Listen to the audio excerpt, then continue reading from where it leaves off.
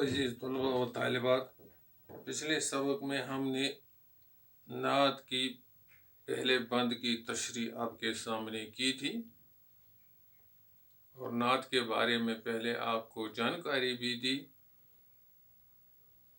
اور الطاف حسین حالی نے یہ نعت لکھی ہے، تو الطاف حسین حالی کی سوانح حیات کے بارے میں بھی جانکاری دی۔ تو آج میں پھر ایک بار نعت کی تشریح سے پہلے یہ بتانا چاہتا ہوں کہ یہ صنف نعت کیا ہے۔ کل پچھلے سبق میں بتایا اور آج بھی دہراؤں گا پھر ایک بار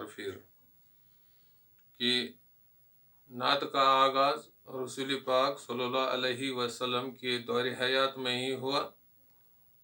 تو آپ کے سامنے حسان بن ثابت نے ایک دن نعتیہ کلام پیش کیا، تو رسول پاک صلی اللہ علیہ وسلم نے اس کو بہت پسند کیا۔ نعت وہ صنف سخن ہے جس میں رسول پاک صلی اللہ علیہ وسلم کی سیرت یا صورت کے کسی ایک پہلو کو اجاگر کیا جائے۔ تو نعت کا آغاز ہی عرب سے ہوا۔ حسان بن ثابت اور کعب بن زہیر نے اس کا آغاز کیا۔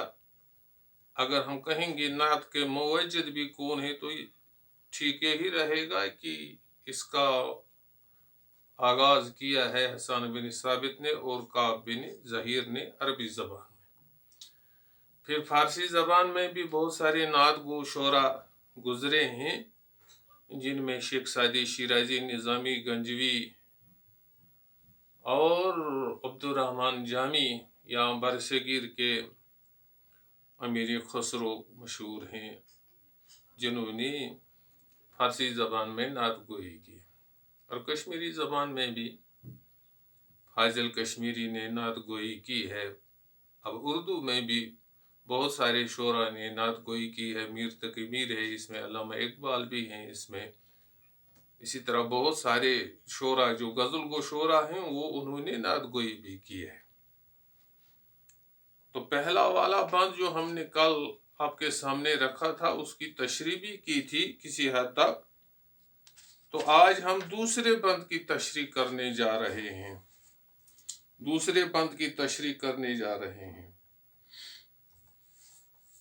خطا کار سے درگزر کرنے والا، بد اندیش کے دل میں گر کرنے والا، مفاسد کو زیر زبر کرنے والا، قبائل کو شیر و شکر کرنے والا، اتر کر ہرا سے سوئے قوم آیا اور ایک نسخے کیمیا ساتھ لایا۔ تو اس میں علامہ الطاف حسین حالی فرماتے ہیں کہ رسول پاک صلی اللہ علیہ وسلم کی ذات اقدس جو تھی وہ خطا کاروں سے بھی معاف کرتے تھے۔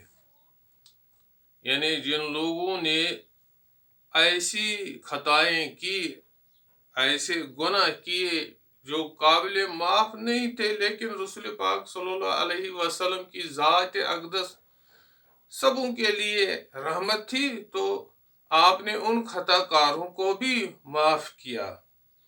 مثال کے طور پر جب فتح مکہ ہوا تو ابو سفیان کی بیوی یا ابو سفیان نے رسول پاک صلی اللہ علیہ وسلم کو سخت ایذائیں دی تھی، حتیٰ کہ ابو سفیان کی بیوی ہندہ نے رسول پاک صلی اللہ علیہ وسلم کے چچا حضرت حمزہ کے ساتھ جو کیا وہ سب جانتے ہیں۔ لیکن جب فتح مکہ ہوا تو ابو سفیان کو بھی معاف کیا، اس کی بیوی کو بھی معاف کیا، بلکہ جو ان کے گھر میں تھے ان کو بھی معاف کر دیا۔ جب فتح مکہ ہوا اس وقت کی بات ہے۔ بد اندیش کے دل میں گھر کرنے والا، جو رسول پاک جو بد اندیش لوگ تھے، جو برا ہی سوچتے تھے رسول پاک صلی اللہ علیہ وسلم کے بارے میں، لیکن उनके दिलों में भी रसूल पाक सल्लल्लाहु अलैहि वसल्लम ने जगह बनाई।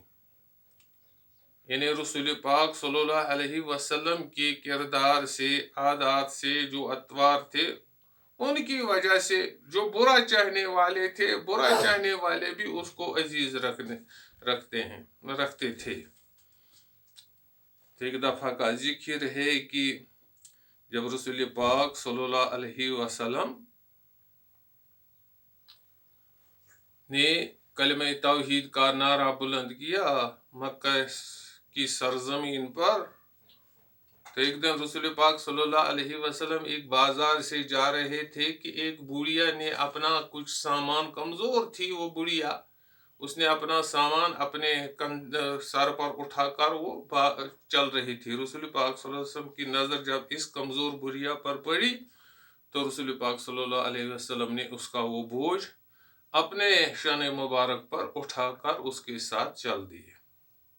जिस मकाम पर बुढ़िया को जाना था तो उस मकाम पर जब बुढ़िया पहुंची, लेकिन रास्ते में रसूल पाक सल्लल्लाहु अलैहि वसल्लम ने बुढ़िया से पूछा कि आप कहाँ जा रही हो? तो बुढ़िया ने कहा कि यहाँ कोई मोहम्मद निकला है, वो हमारी बितों के खिलाफ प्रचार करता है, तो मैं इसीलिए भाग रही हूँ इस शहर से। लेकिन रसूल पाक सल्लल्लाहु अलैहि वसल्लम चुप रहे, कुछ नहीं कहा बुढ़िया से, लेकिन सामान तो अपने शान मुबारक पर ही रखा था और बुढ़िया के साथ चल रहे थे।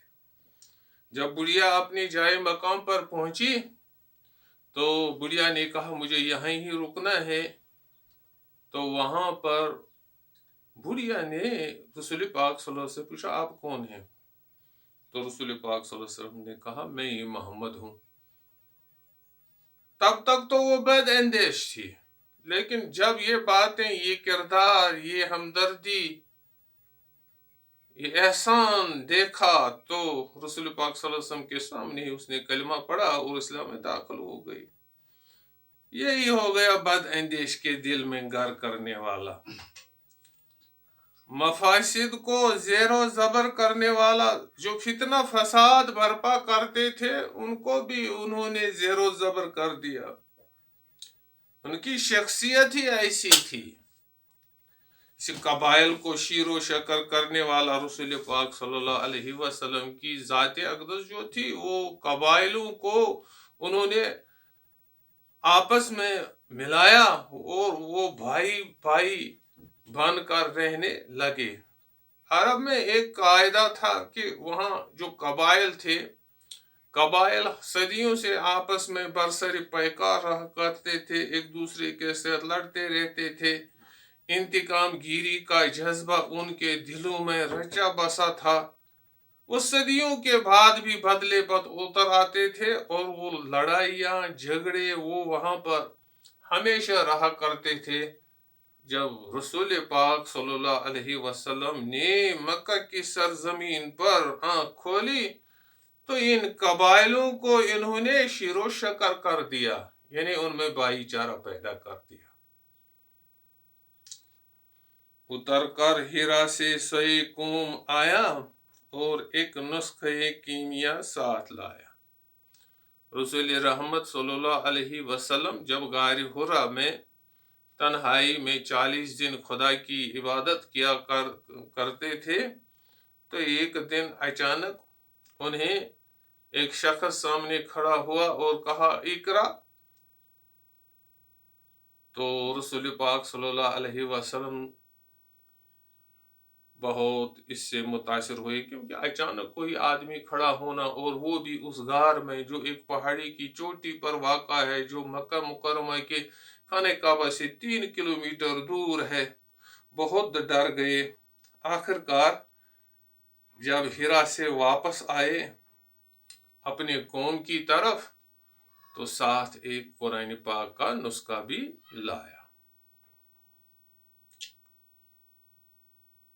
ये वाक़ा तब हुआ है कि जब रसूल पाक सल्लल्लाहु अलैहि वसल्लम को एक फरिश्ते ने कहा कि इकरा बिस्मि रब्बिकल्लज़ी खलक़, तो पढ़ा भी। रसूल पाक सल्लल्लाहु अलैहि वसल्लम जब वापस आए तो उनकी जो ज़ौजे मोहतरमा हज़रत खदीजा थी, रसूल पाक सल्लल्लाहु अलैहि वसल्लम सहमे हुए थे, डरे हुए थे।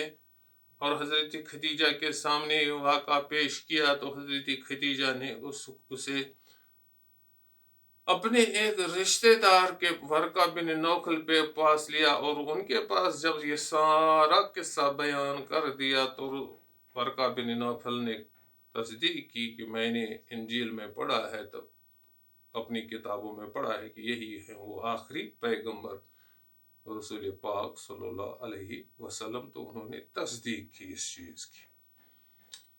لیکن جب وہ غار حرا سے اپنے قوم کی طرف آیا تو خالی نہیں آیا، بلکہ ایک قرآن پاک بھی ساتھ لایا۔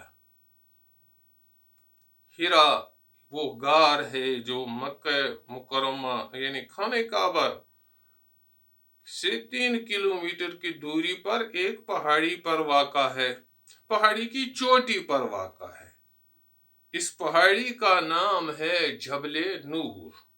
اسی جبل نور کے اوپر والے حصے پر واقع ہے یہ غار، جس غار کے اندر رسول پاک صلی اللہ علیہ وسلم 40 دن ریاضت کرتے رہے۔ پھر یہ ہو گیا، اب دوسرا بند بھی مکمل ہو گیا آپ کے سامنے۔ اسی طرح اب تیسرا بند ہے اس کا مس خام کو جس نے کندن بنایا۔ رسول پاک کی ذاتی اقدس وہ ذات اقدس ہے جنہوں نے کچے تانبے کو سونے میں تبدیل کیا۔ اب کچا تانبا کیا تھا وہاں پر؟ شاید عرب کے وہ لوگ جو بت پرستی کرتے تھے، جو لڑکیوں کو زندہ دفن کرتے تھے، جو آپسی جھگڑوں میں ہمیشہ لگے رہتے تھے، جو اخلاقیات سے بہت دور پڑے تھے، تو رسول پاک صلی اللہ علیہ وسلم نے ان کو صحیح راستے پر لایا۔ یعنی جو یہ کچا تانبا تھا اس کو سونے میں بدل دیا، کھرا اور کھوٹا الگ کر دکھایا، اور انہیں بتا دیا کہ اچھا کیا ہے اور برا کیا ہے، گناہ کیا ہے، ثواب کیا ہے، اخلاق کیا ہے، بد اخلاقی کیا ہے، سچائی کیا ہے، جھوٹ کیا ہے، یہ سمجھایا ان کو۔ وہی ہو گیا کھرا اور کھوٹا الگ کر دکھایا۔ اور دکھایا کن لوگوں کو؟ کھرے اور کھوٹے میں تمیز کرنی سکھائی، لیکن کن لوگوں کو سکھایا؟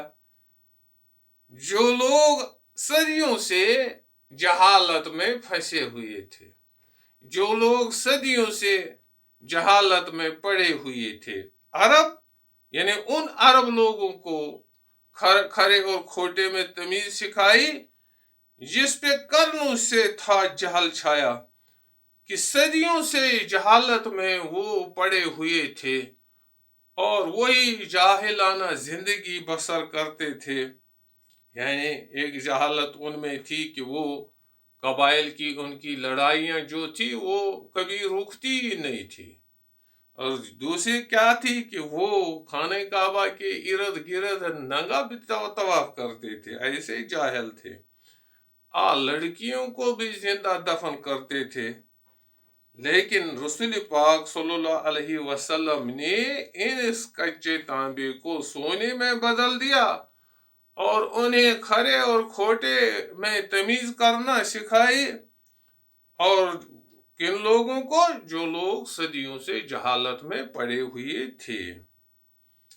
پلٹ دی بس ایک آن میں اس کی کایا، یعنی ایک لمحے کے اندر حالات کو ایک آن میں وہاں کے جو حالات تھے ان کو بدل دیا۔ یعنی وہاں جو جاہلانہ معاشرہ تھا یا مشرکانہ معاشرہ تھا، وہاں ایک اسلامی معاشرہ تیار کیا۔ جب یہ معاشرہ تیار ہوا تو پھر اس معاشرے کا فائدہ کیا ہوا؟ رہا ڈرن بیڑے کو موجے بلا کا۔ अब जो ये किश्ती थी, इस्लाम की किश्ती थी, इसको मुसीबत का डर अब नहीं रहा। अब ये इस्लाम की कश्ती जो थी ये डूबने वाली नहीं थी, इसको उन लहरों का डर नहीं रहा जिन लहरों से किश्तियां उलटती हैं। लेकिन अब इस किश्ती को, इस्लाम की किश्ती को मुसीबत की लहरों का कोई बिल्कुल डर नहीं रहा। इधर से उधर फिर गया रुख हवा का, क्योंकि अब तो हवा का रुख ही तब्दील हो गया था। अब तो हवा का रुख एक इस्लामी रुख था, अब वो मुशरिकाना रुख नहीं था। अब वो लड़ाई झगड़ों का रुख नहीं था, बल्कि अब वो सुधार का रुख आया था।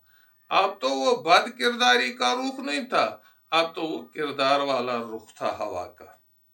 तो ये थे आपके जो दो बंद आज जो करने थे, वो मैंने आपके सामने कर दिए।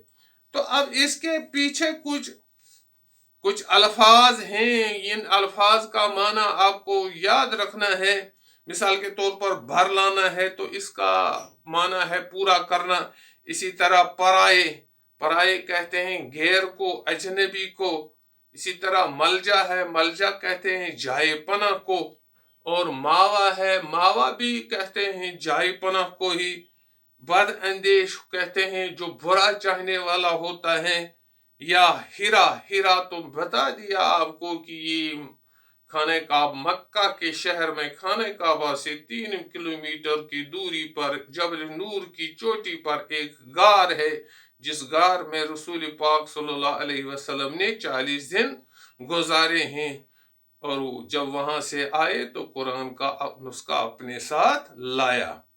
तो मिसे खाम को बताया था पहले ही कि ये कच्चा तांबा है, और कुंदन कहते हैं खाले सोने को, और करना कहते हैं ज़माने दराज को, जहालत को, और या से भेड़े, नाव, किश्ती को, मौजे बला, मुसीबतों की लहर, और ज़ईफ कमज़ोर को, मफासिद, मुफसिद की जमा है फसाद, झगड़े बर्पा करने वाला। तो पीछे हैं इसके कुछ सवालात। पहला सवाल है, शायर ने हजरत मोहम्मद की कुछ सिफात का जिक्र किया, आप इन खूबियों को अपने अल्फाज में बयान करें। हमने आपको बड़ा पहले वाले बंद में पढ़ाया है कि रसूल पाक सल्लल्लाहु अलैहि वसल्लम के सिफात जो थे ना, वो तमाम नबियों में रहमत लक़ब पाने वाले हैं। वो गरीबों की मुरादें पूरे करने वाले हैं, मुसीबत में गैरों के काम आने वाले हैं, और परायों और अपनों के वो गम खाने वाले थे। फकीरों और यतीमों को पनाह देने वाले थे। ये है आपके सवाल का जवाब, पहले वाले सवाल का जवाब। तो इसी तरह आप बाकी सवालात का जवाब भी इसी से अखज़ कर सकते हैं। तो बाकी आएगा।